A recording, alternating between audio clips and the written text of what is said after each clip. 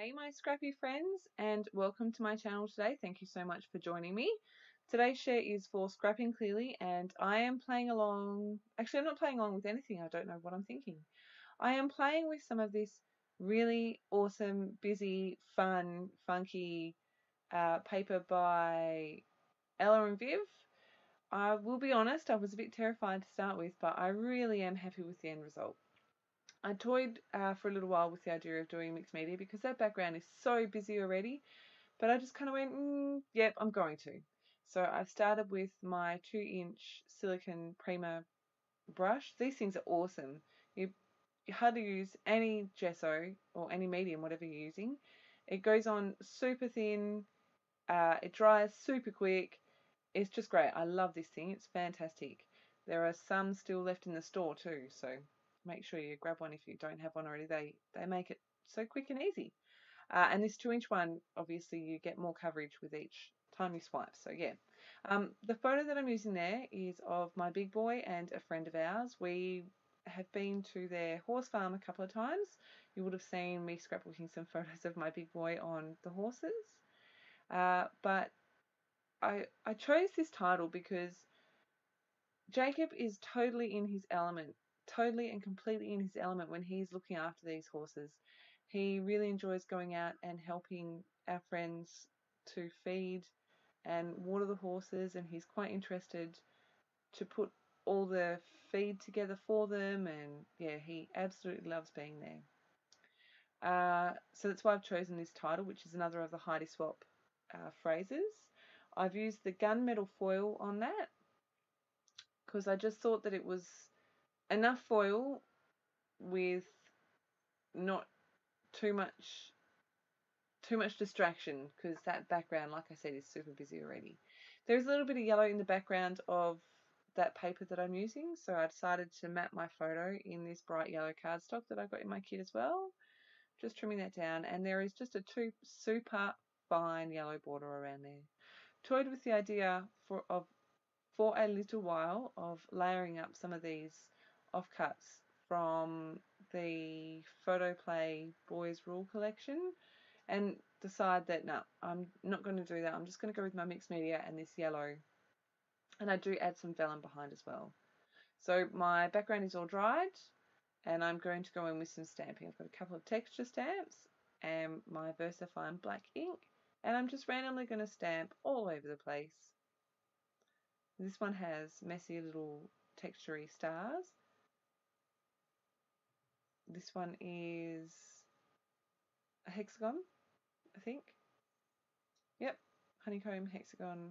And again, I'm just going to randomly stamp that all over the background as well. You can see that I'm not even re-inking my stamp at all. I don't need to.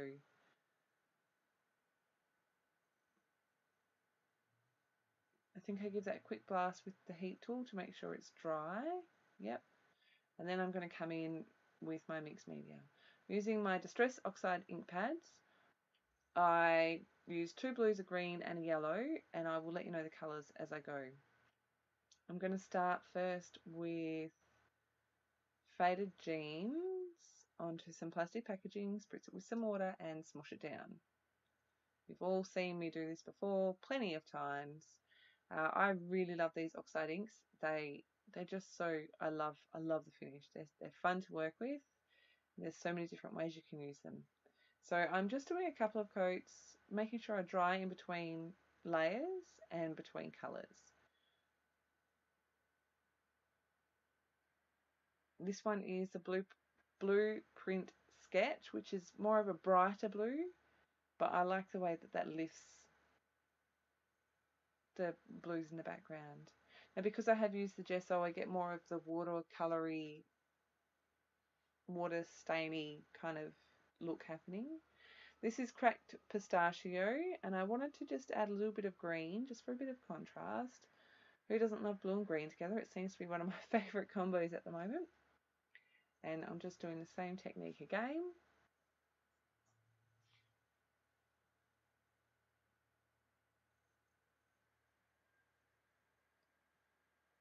Now what am I doing? I have dried that in between each coat. And I'm going to come in with splatters now. starting with the faded jeans, just adding some water and splattering that around with my paintbrush. Now I mixed up way too much colour there, and rather than waste it, I've just pulled out an art journal and I'm just going to smush that leftover colour straight onto my art journal page. There was no rhyme or reason to the page I picked, I just opened it up, it was a blank page, and off I went. I'm going to do that with all of the leftover ink from all of the colours. I don't think I recorded that though. So next colour is a blueprint sketch. That's a bit of a mouthful. Maybe I think I started with a blueprint sketch and then did the faded jeans. I don't know. Making sure I'm drying in between layers. Now I did get impatient. So I did try to soak up some of the water with a paper towel, and I ended up bleaching the colour out. So if you don't know, if you add water splatters to the oxide inks, it lifts the colour, which is really awesome if that's the look you're going for, but it wasn't the look I was going for. So I was a little bit upset with myself. I think I was putting this together just before I had to do the school run, so I was consistently checking the time. So I've done all my splatters and I decided I'm going to add the fossilized amber here. I wasn't sure when I started exactly how I was going to add this, but I decided to do some stamping. And you can't really see it here on the video, but you can see it in the close-ups. And I love the extra colour and contrast that it gives. And it matches the yellow in the background really well. I'm going to do some yellow splatters.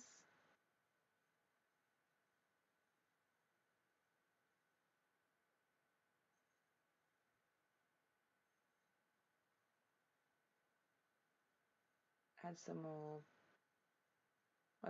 My paintbrush, my goodness, I can't speak today. My paintbrush wasn't wet enough, so I just had to add a bit more water. So I left that to dry naturally, and I wasn't happy with the yellow I got. I will show you in just a second exactly what I've done. So you can see all those yellow spots there. I've actually pulled out my colour shimmer pot in Sunshine. They're the ones that I'm showing you. And you can see this one down here that's much more subtle, which is the Distress Oxide. Now, if you wanted the more subtle colour, then definitely that looks great, but I wanted more of a pop of yellow. So I have pulled out that colour shimmer pot. I activated that with water and just sprinkled the same way I did with everything else. You can see that at the bottom left-hand side of the screen there.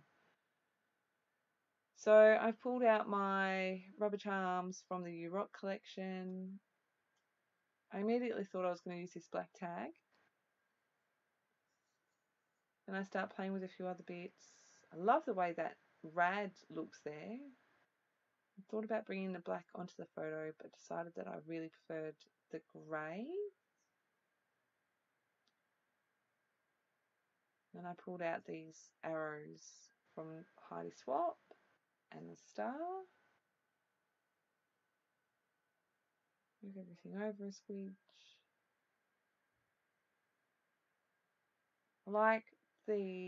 So I was trying to get a bit of a triangle happening because it looked unbalanced without 3 lots of the veneer. So that's what I end up doing with those. And I play with this up here for a little while. Then I'm not really sure what I'm going to do.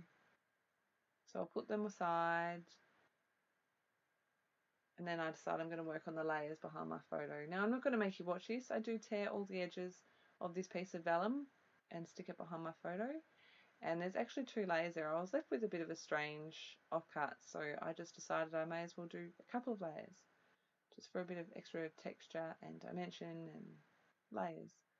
I'm just ruffling up the edges, and I have, oh no, I'm about to now. I'm going to mount this on some card, just so it's off the background. You see here, I pull that off because I realised that I wanted to staple the rubber charms on. Add some more adhesive and get that stuck down again. Add my other rubber charm to the top.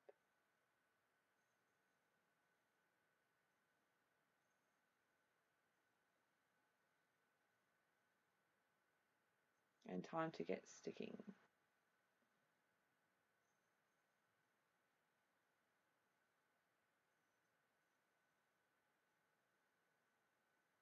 So how are you? How's life? What's been going on? Have you had much scrappy time?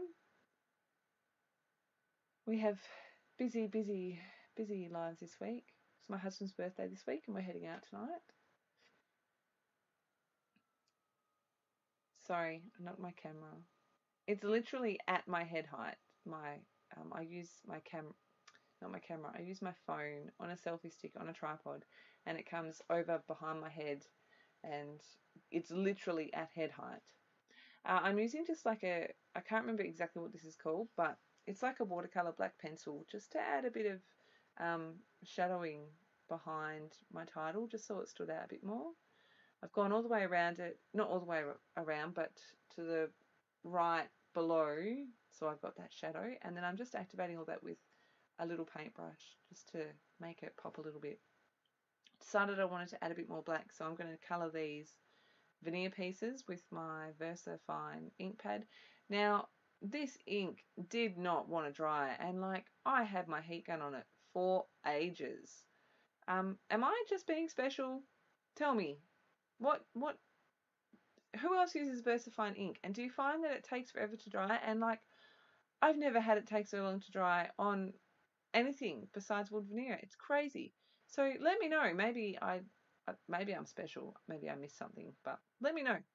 So I'm just going ahead and sticking all my bits down, starting with that star. I'm using my tweezers because that ink is still wet. I blasted it with heat gun for ages. And I didn't want to get black all over my fingers and then touch other things.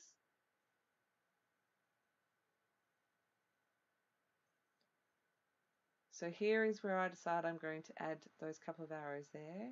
Now, because I was having so much trouble with getting that ink to dry, I went, you know what, I'm just going to use my Sharpie marker.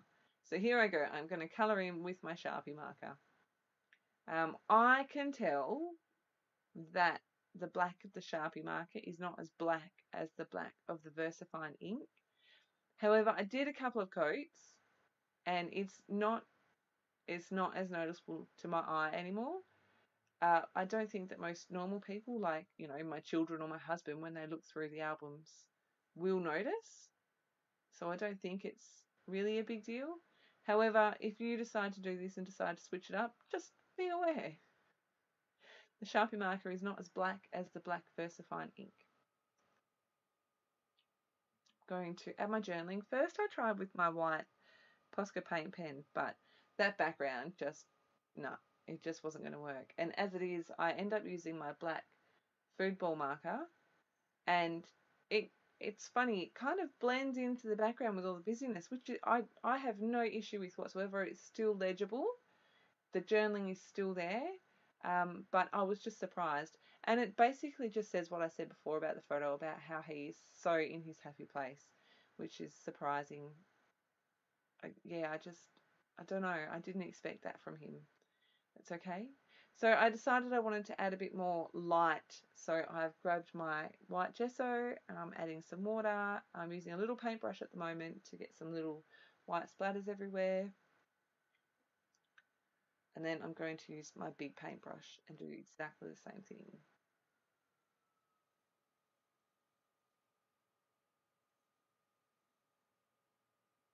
I'm pretty sure that finishes the layout off.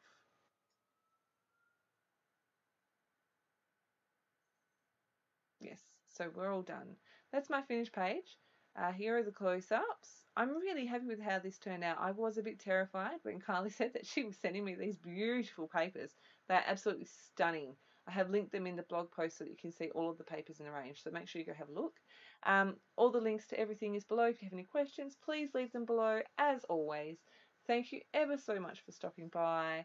Thank you to my ever consistent subscribers. Welcome to all of my new subbies.